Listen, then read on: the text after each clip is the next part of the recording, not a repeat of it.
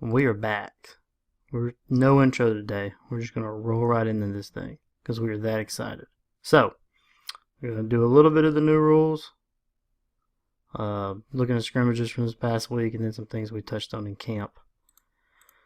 So, the camps, I heard a lot face guarding. We're looking at DPIs. So remember, guys, there's no such thing as face guarding. If we have a play like this, where typically in the past this might be face guarding, it's a nothing. Now, what you could have here, if there's some early contact, which is hard to tell, maybe there's some contact there. If there's early contact that's enough to impede this receiver's ability to catch the pass, then yeah, we would throw a DPI there. It's hard to tell here. One thing too, deep judges, try to have good field awareness where you are. Don't overrun the goal line, because here we have to come back to the goal line, and really we want to be at the goal line when the players get there. So that would help us some there. But yeah, just remember face guarding. I did away with it a few years ago. So it'd be early contact, and that contact has to be enough to impede that receiver's ability to catch the ball. Blindside block, illegal blindside block is still a thing. And there you see it right there. Now this one, could you have targeting? There's a case to be made for it.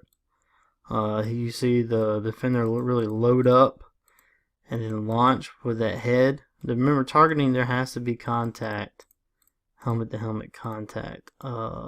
It's hard to tell frame by frame there. But we definitely have an illegal blindside block. So in that case, if we're iffy on the targeting, but the blindside block is 100% there, we go with the blindside blocks. Initially, yardage wise, it's the same, but yeah, and we're still erring on the side of caution, on the side of safety.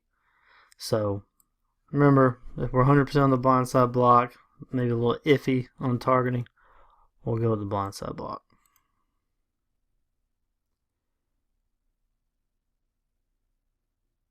Alright. So the horse collar tackle rule was tweaked a little bit in the off season. It was extended to the nameplate. My concern about this was that we would be calling horse collar tackles, grabbing the numbers. Here we do a good job of not feeding into my fear. I have a grab at the numbers there. You see it. He's going to pull him down that way. And we do not flag it. Good job. That is not a flag. It is the nameplate. So here's an example of from last year's 7A final where we get a grab right there in the nameplate. If I can, there's an end zone shot where we really get it. Yeah, here we go. So see how he's got him right there, there where the nameplate would be if he had a name on his jersey. That would be a horse collar tackle, and then he just kind of throws him down from there. So this above the numbers is in that nameplate area, and that would be a foul. If they grab the numbers, so I mean, if he grabs it just a little bit lower, maybe right there, we're not going to flag that. But right there, nameplate, right there above the numbers, that'll be a flag this year. Last year, this is not a flag. Alright, look where we're attempting this field goal from. This would be about a 61-yarder.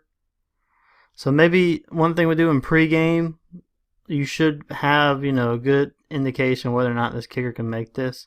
Hopefully you're watching them in pregame so you know, hey, this kicker, he can make a 60-yarder, or maybe he can't. So field judge, back judge, and a crew of 7, field judge, side judge, and crew of 6, kind of already have that in your mind. Kind of have an indication whether or not he can make this kick. So the kick is going to be short, and it's fielded right there. Now remember, scrimmage kick in air, or just really doesn't have to be in air, just scrimmage kick while it's still a kick, crosses the goal line, we're going to kill it. This is iffy, but the problem here is we don't have anyone on the goal line to make this call. Field judge, back judge, when you're in a long field goal situation, or maybe not even a long field goal situation, maybe just any kind of situation where you may have to rule on a kick at the goal line, we need to be moving up off the uprights. So on this kick, once you read it's going to be short, and you should be able to tell pretty quickly whether or not this kick is going to make it to the uprights. We need to be moving up. So ideally we should already be right here on the goal line where we can make this, we can make a call on whether or not this is caught at the goal line. Now remember, the player's body can be in the end zone, where the ball is, but we're not in any kind of position here to rule on that. So at this point you're just guessing, which is not a position we want to be in. I mean, this is really hard to tell. The player's definitely in the end zone, but it's hard to tell where the ball is. And we have no one here in the goal line to make that call. So, just be wary of that. Alright, look at some positioning here. We did harp on the camps this year. Field judge, side judge, and crew of 7. We're going to stay on the goal line no matter what. Back judge will have the end line. So here, this is kind of counterintuitive to our crew of 6 mechanics. We're in the crew of 6 mechanics, field judge, side judge. You hold the goal line until the end line becomes a threat. So in this situation, field judge, side judge, we will be moving off the goal line because the end line is a threat. We don't have to do that in the crew of 7 because we have the back judge. So the field judge, side judge are right here in being on the goal line, but our back judge is out of position. So we are snapping inside the 25. So if we're inside the 25, we want the back judge already on the end line. And field judge, side judge, you can go ahead and set up shop on the goal line. If we're on the 25, then the positioning here they're in would be correct. Back judge, goal line, field judge, side judge on the 5. Inside the 25, we want to go ahead and set up shop. Back judge on the end line, field judge, side judge on the goal line. So if we were in that position to begin with, we don't have to move on this play, which is great. That's great for deeps. We want to be in a position where we don't have to move. So just remember that as you're moving forward.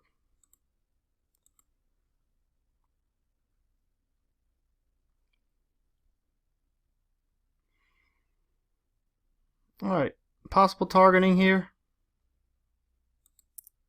Now it's hard to see from this angle whether or not we have targeting. You definitely have a case for it. You have a lowered head. Now just because there's helmet contact on a runner, we still want to see who initiated that contact. If it's the runner lowering his head to protect himself, we're not necessarily going to go with targeting on that because the runner has the right to protect himself. But if you have a situation where the defender lowers his head and initiates that contact, then we could possibly have targeting. Ideally, this is a call we want to come from the deep. He has the best angle at this. I think a flag for targeting was thrown, but it came from the wing on this. And the wing's not really in a position to make this call. So, it's things we want to look for there. We definitely have indicators of targeting, but just because we have indicators of targeting doesn't always necessarily mean we have targeting. So the deep's in the best position to make this call. Again, we just want to look for who initiates that contact. If it's the runner just lowering his head to protect himself, and the defender can't really do anything about that, then we probably want to let it go. But if there's some kind of doubt or any doubt that maybe the runner initiated the contact, then we'll go with targeting. The defender initiated the contact. Alright, let's watch these wide outs in the corner back here on the bottom of the screen. So with holding, especially on the perimeter, we look for feet. Where are the feet? So initially we're good. We had there's the runner's feet, there's the defender, the ball carrier's here. It's when those feet are beat, what does the blocker do then? So here now the feet are beat. So what's he gonna do? Looks like he's gonna grab and restrict them and really kind of push them out of the play illegally. So we have a flag here for holding. It's a good call for holding. So that's what we're looking for. Feet are good, feet are good. Okay, now the feet are beat. What's he going to do? Looks like he has them in the front of the jersey. He's going to grab them by the back of the jersey. and kind of illegally push him out of the way of the play there.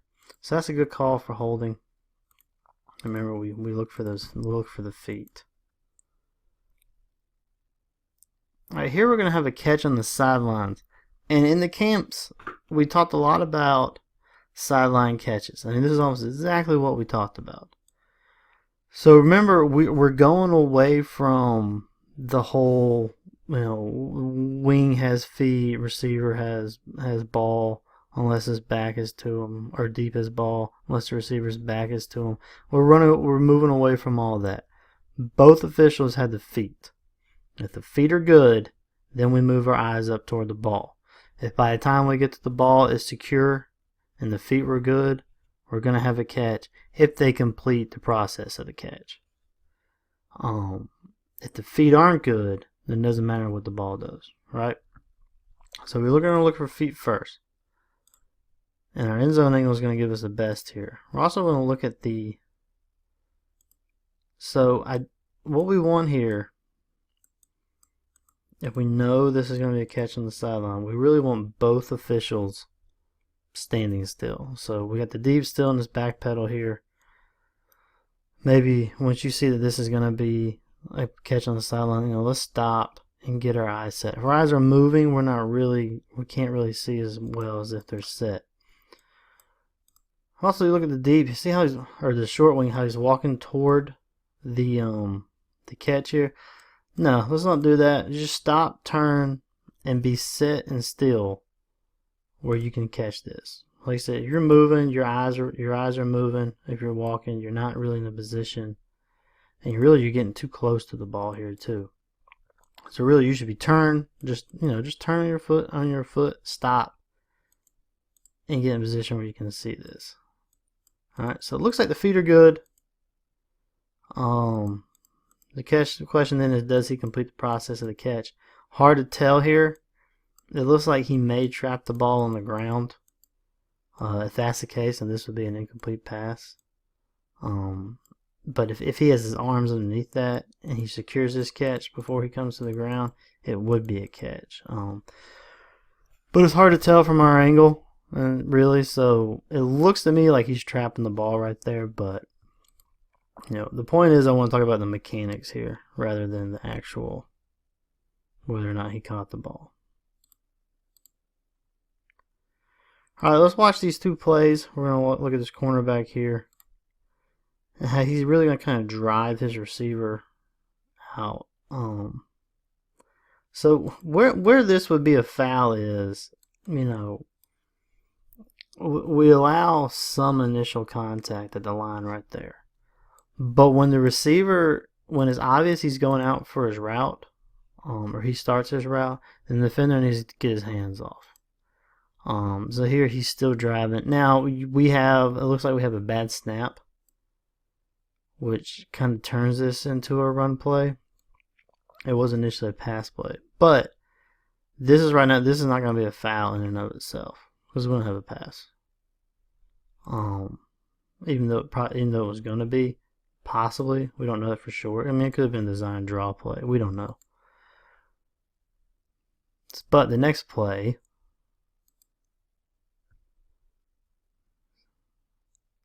now you see how he is trying to run a route, and it's obvious he's trying to run a route, and this is actually a pass play. The quarterback just kind of panics and runs a little too quick, but this was the pass play, and he's looking, and the receiver's trying to run a route. This would be a call for holding. And we could support this call for holding. So that's what we want to look for. This is markedly different from the other play. So this previous play, there's never a pass play. Like I said, bad snap. It never has a chance. So I would at least talk to the cornerback here and say, hey, what you're doing is a foul if he's running out for a route. And you see here, he is definitely trying to run a route, and the quarterback is in the pocket looking. So here possibly then we would have a holding foul.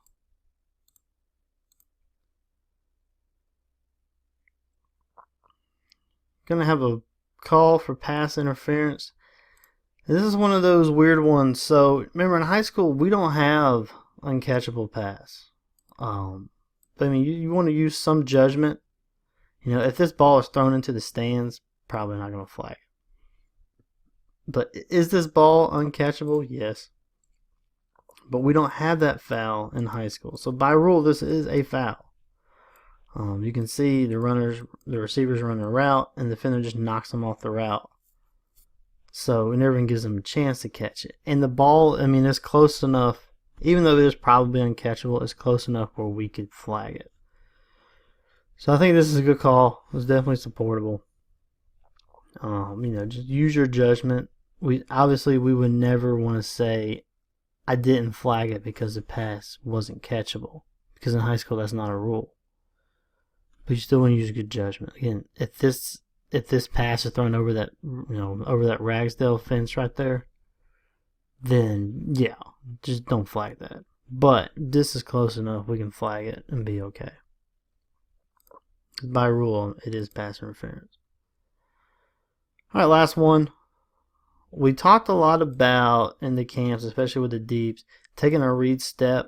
The ball is snapped. You take 1 or 2 steps as the ball is snapped. You kind of get a feel for what the play is doing. And that is in contradiction to years past, and even what we've said on these training tapes, where we have said, don't take the read steps.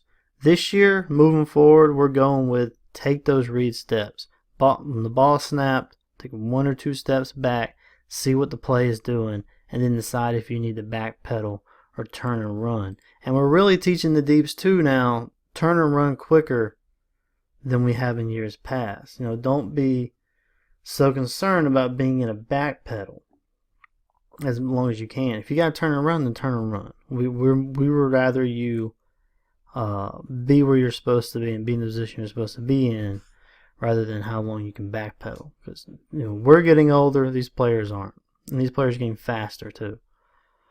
So here we probably should turn and run quicker, because now we have a possible play at the goal line, and we don't have 2 officials there on it. He is well short, but if he fumbles this ball, it goes out the back of the end zone. We need to be on that goal line to make sure we can rule on it. So don't be afraid to turn and run quicker. Like I said, we should turn and run quicker here. Don't stay in that back pedal too long. Let's get out of it. Alright, that's it for this week. Real games begin. Good luck, guys. And thank you for watching. If you like this video, hit the like button. If you didn't like the video, that other button works too. And please subscribe to this channel so you can get the updates. Thanks.